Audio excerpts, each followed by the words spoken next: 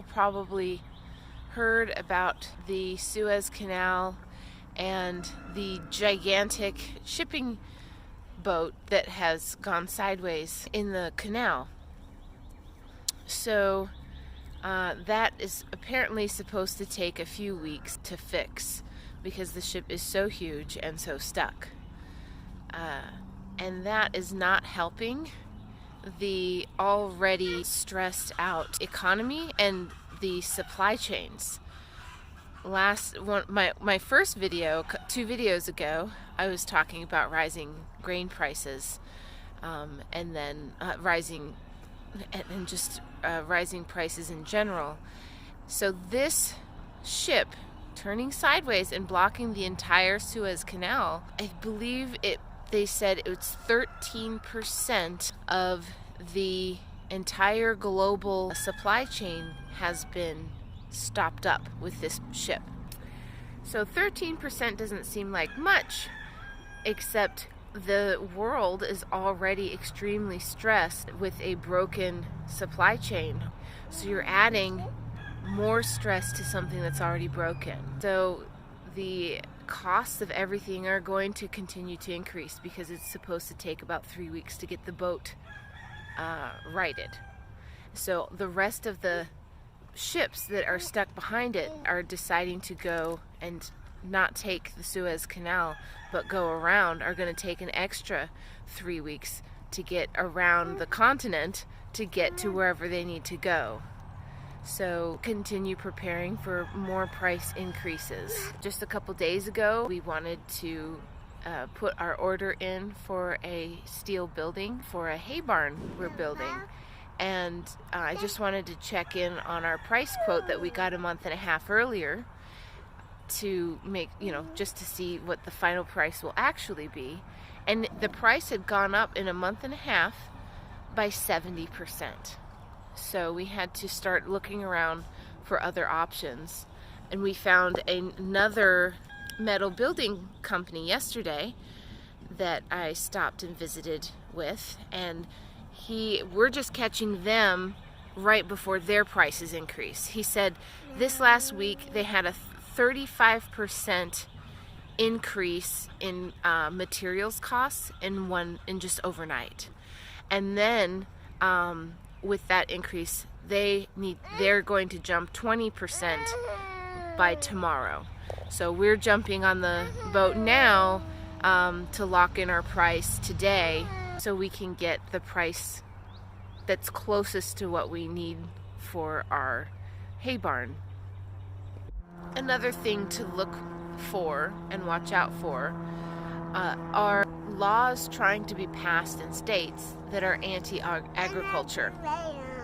Yeah, exactly. Like in Colorado, they're trying to pass a law that it's called the Pause Act, and it would force agriculture producers, bless you, to pause the breeding or slaughter of animals until they're 25% of their entire lifespan before you can do anything with them.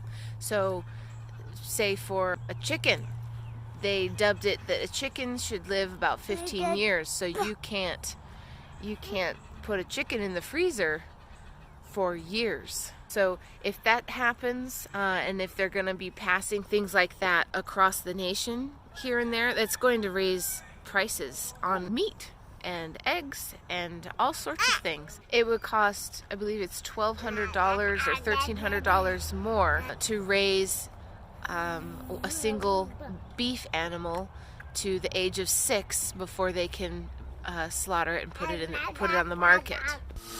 I was listening to some of the news about the Suez Canal blockage earlier today, and they were talking about how there's going to be another toilet paper shortage similar to last year.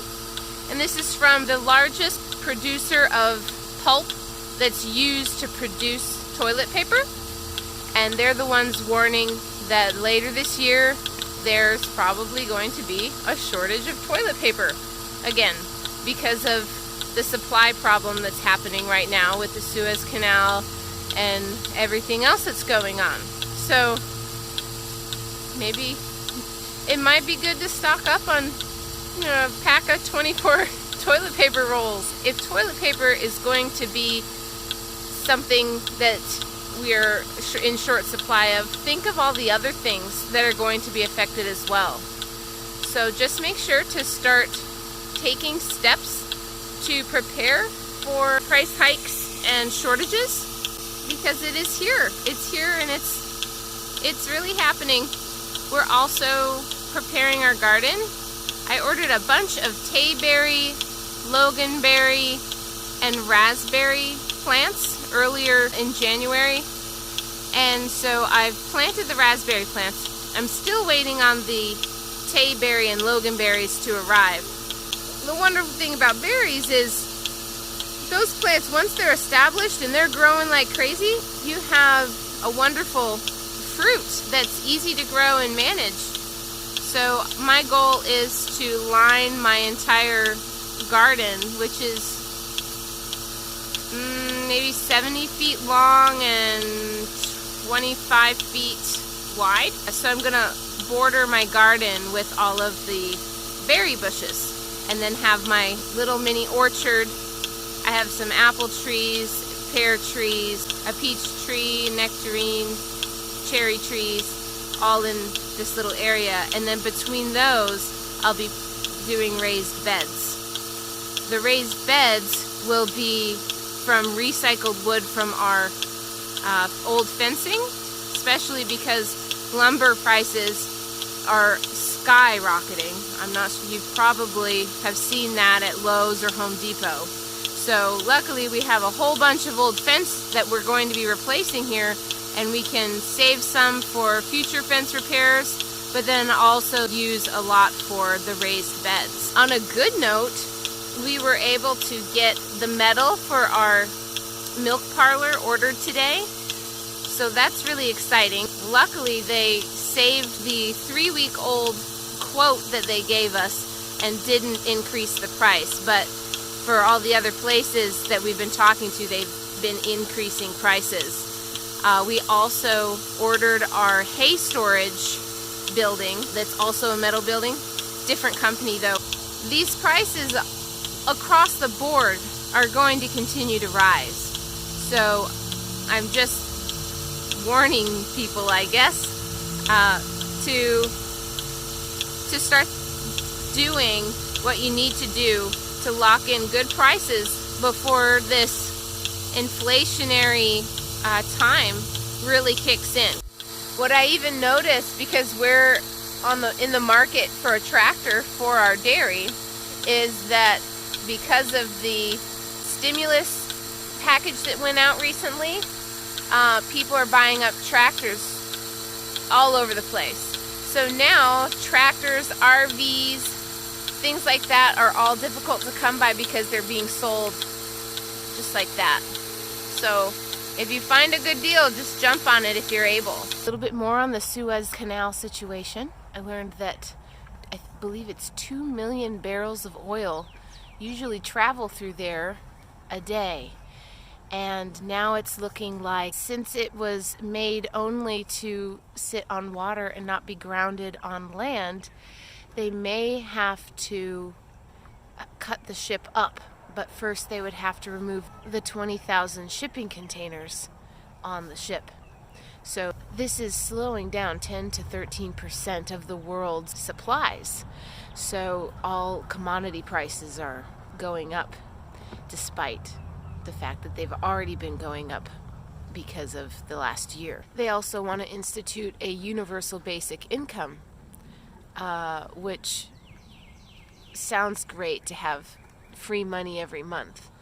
But look what's happening right now, where everyone got $1,400, families got multiple thousands of dollars all at the same time.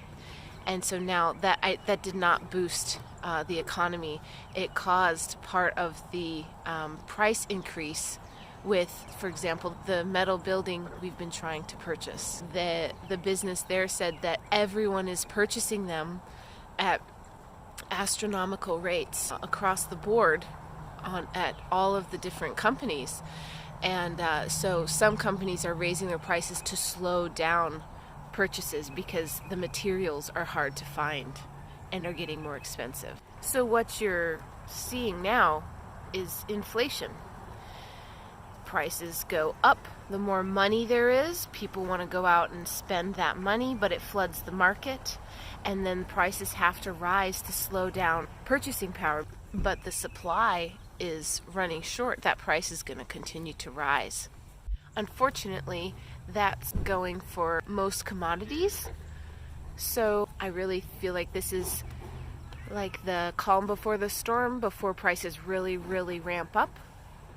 So, like a broken record, if you're able, start stocking up on things that are important for your family or your farm. The price of meat has increased, but also our frozen storage stock that our country keeps kind of as a buffer to ease supply problems.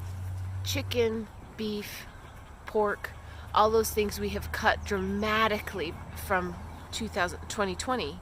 We cut dramatically into our buffer of frozen meat. So now we have a shortage of meat, frozen meat and fresh meat, because of what happened last year with the supply and the shutting down of slaughterhouses. So lots of animals were culled, which means they were put down and weren't taken to market at all.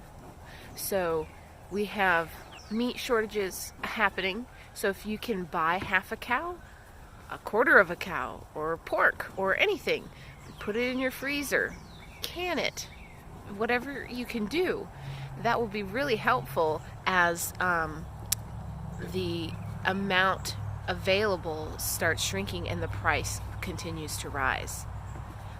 The price will rise for many different reasons. Part of it is the cost of feed, because there's a grain shortage across the entire globe. Also because of gasoline prices rising, and they're just going to continue to rise, especially with 2 million barrels of oil not being able to be shipped through the Suez Canal. Tractor parts are more expensive. All metal is more expensive for just farming equipment. Everything is going up. So prices for all meat is going to rise. Another thing to keep in mind is you're going to start seeing a push for fake meat, lab-grown meat. Walmart just took them on, so you will start seeing this lab-grown meat taking over shelves in the meat section at the store. But this is not healthy meat. Do not eat it. It was taken, a cell sample from whatever animal they wanted, and then they grow it in a lab and feed it synthetic vitamins. But this is not a whole food. When an animal eats fresh food that was grown from the earth, it is a complete food for them. It has all of the vitamins, minerals, enzymes needed to create a healthy animal, which in turn is healthy for you. If last year was anything to gauge this year by, we should be getting ready for anything. Make sure you have community and people you can rely on, and that you can be relied on as well by the people in your community. I would say pay off your debt as quick as you can. The benefit to hyperinflation is it makes it easier to pay off debt, but I don't know what kind of hyperinflation we're going to be dealing with. It may just slowly ramp up. So the debtor is always slave to the lender. So don't be a slave. Pay off your debt. Store up what you need for your farm. Plant your garden. Get a nice big milk cow, not a miniature milk cow. Get some chickens. Stock up on hay, grain, maybe some toilet paper, and whatever else you think your family needs. because things may get to be pretty expensive. And if things are getting very expensive, our economy is not going to be doing well. If our economy isn't doing well, then there are no jobs. Employers can't pay very much either. They're also thinking about taxing every mile we drive to pay for a $3 to $4 trillion bill that they want to pass. Just get ready for a crazy world that's very expensive. Thank you for watching. We're a new channel, so the more comments, likes, and shares and subscribers we get, the better. It'll help us grow, and it also helps us figure out what you're interested in and what kind of questions you may have and what you'd like to learn about. I'm considering making a new video on bulls, calves, calving season, and how to manage a dairy cow after calving so you have success in your early weeks of after calving, because those are the most sensitive weeks where your cow can go downhill fast and you can lose her. That's it for now. Thank you for watching. We'll cover more as time goes on, and I'll be posting again soon. Please like, subscribe, comment, share to help our channel grow.